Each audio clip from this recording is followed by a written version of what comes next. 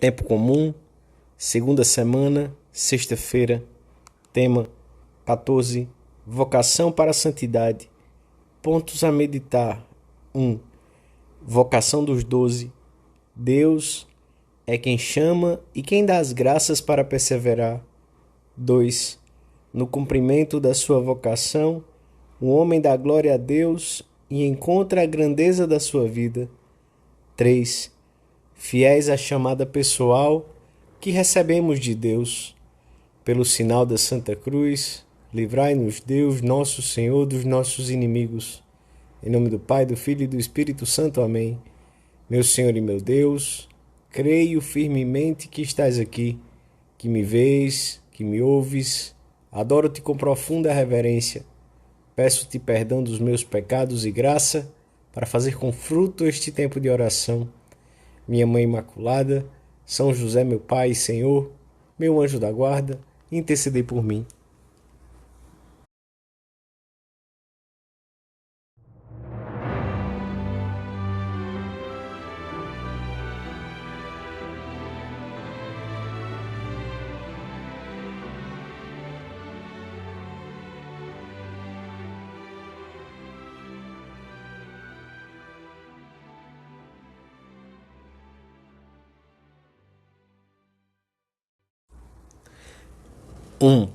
Depois de uma noite em oração, Jesus escolheu os 12 apóstolos para que o acompanhassem ao longo da sua vida pública e depois continuassem a sua missão na terra.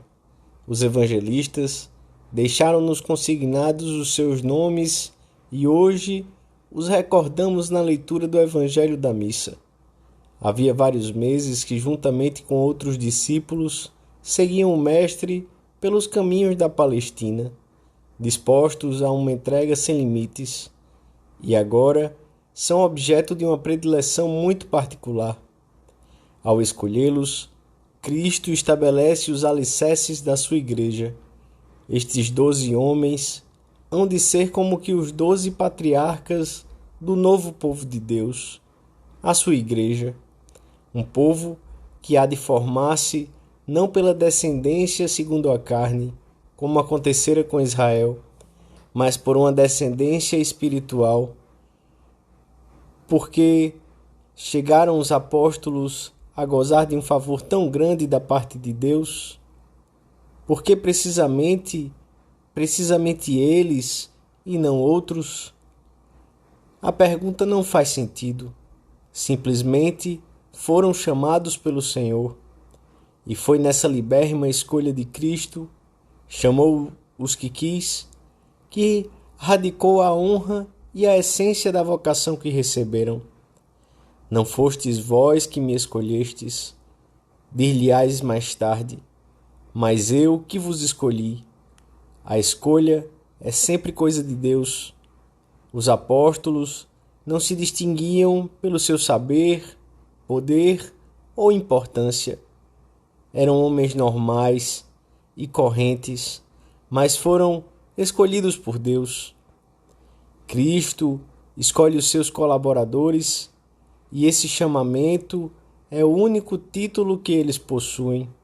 São Paulo, por exemplo, para sublinhar a autoridade com que ensina e admoesta os fiéis, começa com frequência as suas epístolas com estas palavras: Paulo, pela vontade de Deus, apóstolo de Cristo Jesus, para anunciar a promessa de vida em Cristo Jesus, chamado e escolhido não pelos homens, nem por intermédio de algum homem, mas por Jesus Cristo e Deus Pai. Em todo o seu discurso está presente esta realidade, a escolha divina. Jesus chama com autoridade e ternura, tal como Javé tinha chamado os seus profetas e enviados, Moisés, Samuel, Isaías.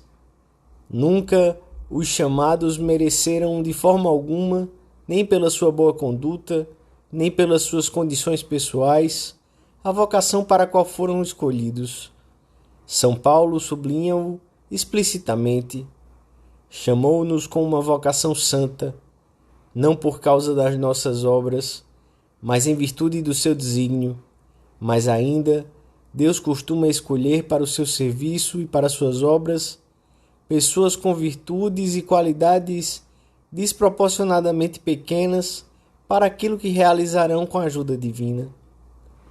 Considerai o vosso chamamento, pois não há entre vós muitos sábios segundo a carne. O Senhor também nos chama para que continuemos a sua obra redentora no mundo, e as nossas fraquezas não nos podem surpreender e muito menos desanimar, como também não nos há de assustar a desproporção entre as nossas condições pessoais e a tarefa que Deus põe diante de nós. Ele sempre dá um incremento, apenas nos pede a nossa boa vontade e a pequena ajuda que as nossas mãos lhe podem prestar.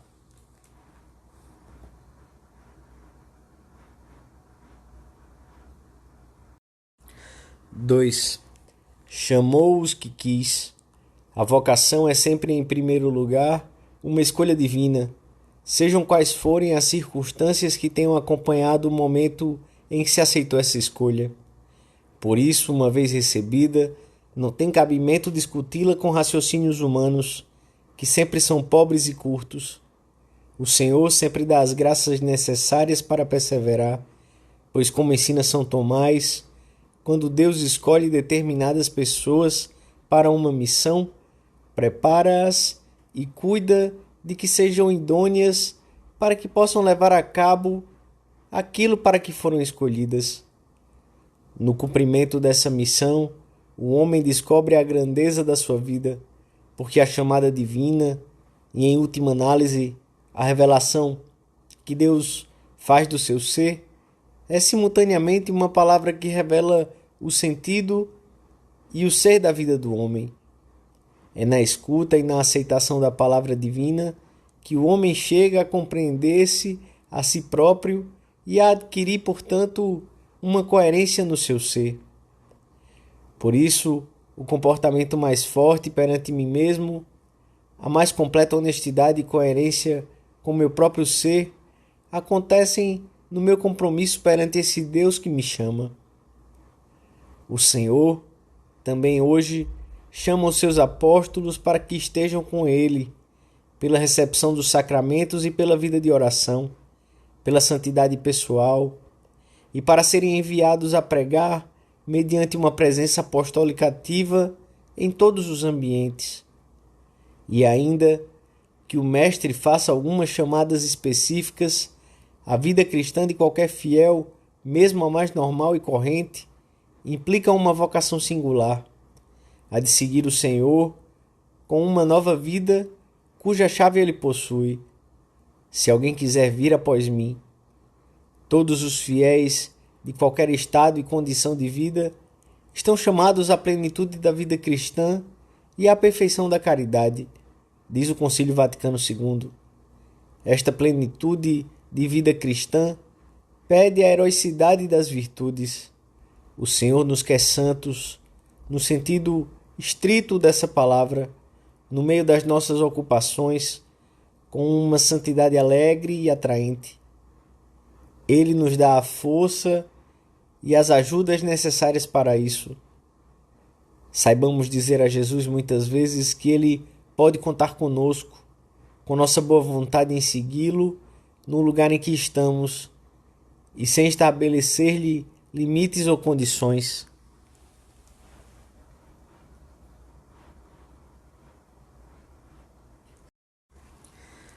Três.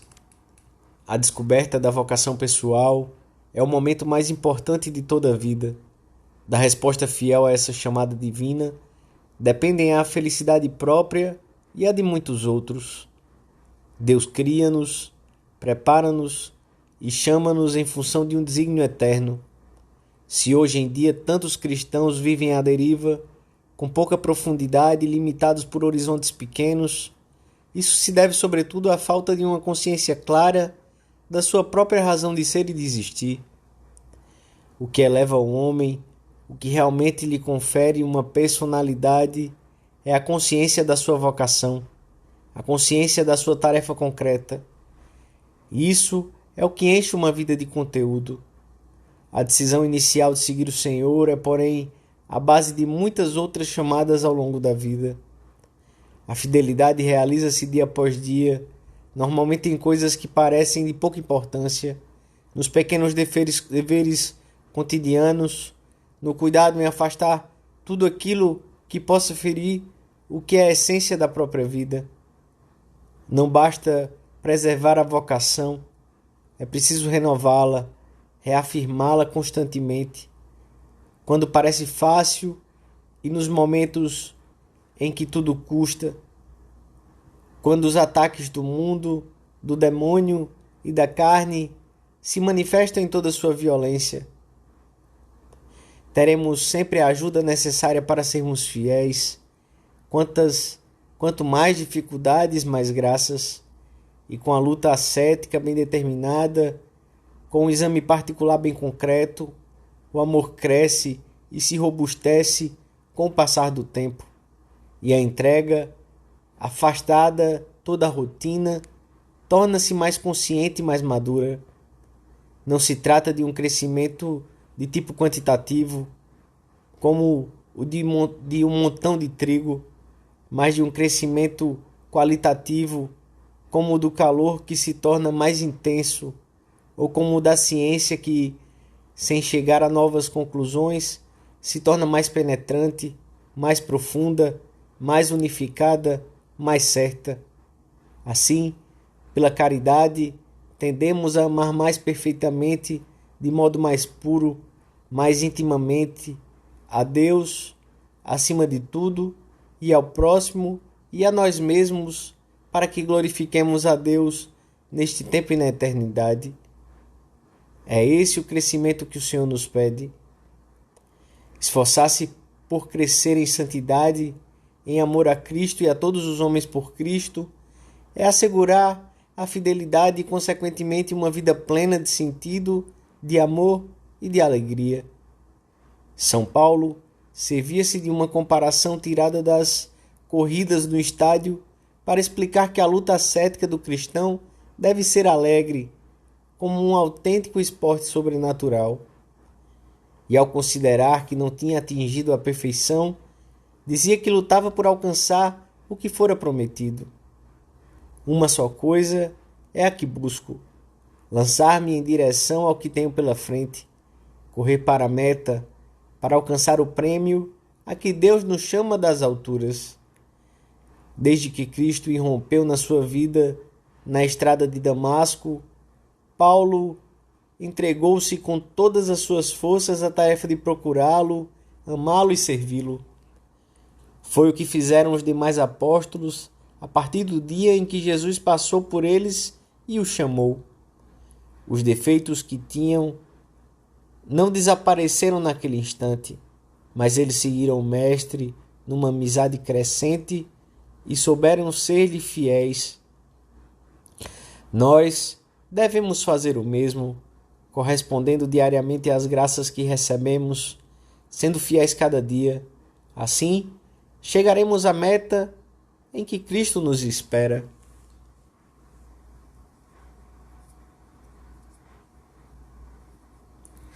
Dou-te graças, meu Deus, pelos bons propósitos, afetos e inspirações que me comunicaste nesta meditação. Peço-te ajuda para os pôr em prática. Minha Mãe Imaculada, São José, meu Pai e Senhor, meu anjo da guarda, intercedei por mim.